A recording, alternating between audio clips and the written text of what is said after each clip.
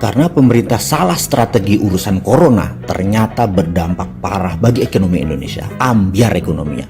DPR pun rapat. Hari itu terjadi rapat alot di DPR. Para wakil rakyat sedang membuat rencana anggaran yang rumit. Perdebatan panjang berhari-hari tersebut menjadikan para anggota tersebut kelelahan.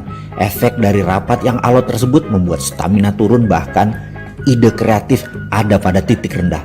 Karena memang negara tidak punya uang. Lalu karena sudah butek otak, ada ide liar anggota dewan mencari alternatif keluar.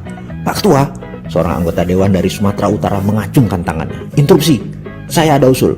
Bagaimana kalau kita hentikan membuat anggaran yang rumit ini? Kita potong kompas, kita ajukan penawaran kepada negara adidaya Amerika.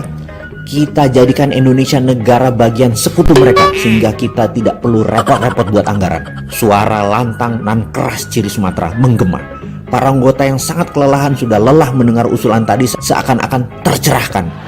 Bagaimana kalau kita voting, kata ketua yang ingin sidang cepat selesai.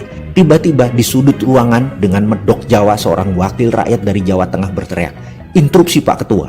Seketika ruangan hening. Saya setuju kita menjadi negara bagian Amerika, tapi kalau kita menyerah begitu saja itu tidak patriotis. Kita lebih bermartabat kalau kita menyatakan perang dengan Amerika. Suara gaduh di ruangan berkumandang. Saya setuju, kata para wakil di berbagai daerah. Kalau kita menyatakan perang kemudian kita kalah, kita menjadi negara sekutu Amerika. Pekerjaan kita jadi ringan, mereka yang mengerjakan anggaran buat kita.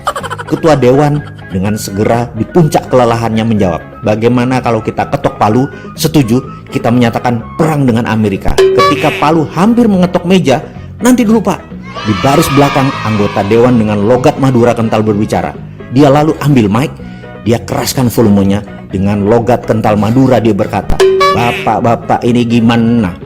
Iya kalau kita kalah, lah kalau kita menang kan malah repot kita. Kita mesti buat anggaran buat Amerika juga, tak iya?"